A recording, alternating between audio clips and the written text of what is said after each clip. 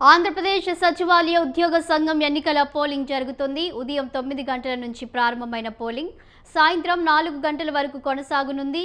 సాయంత్రం పోలింగ్ ముగిసిన వెంటనే ఓట్ల లెక్కింపు జరుగుతుందని ఎన్నికల అధికారులు తెలిపారు. సచివాలయం ఉద్యోగ సంఘాల ఎన్నికల్లో అనేక మంది పోటీ పడుతున్నారు.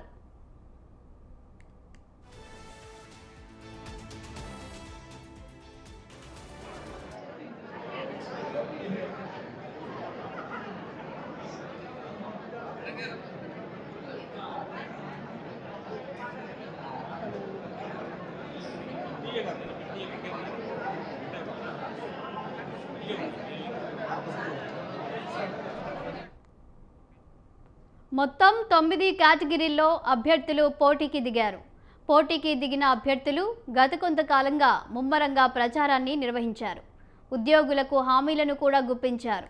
ఆంధ్రప్రదేశ్ సచివాలయ ఉద్యోగ సంఘంలో 1160 మంది ఓటర్లున్నారు.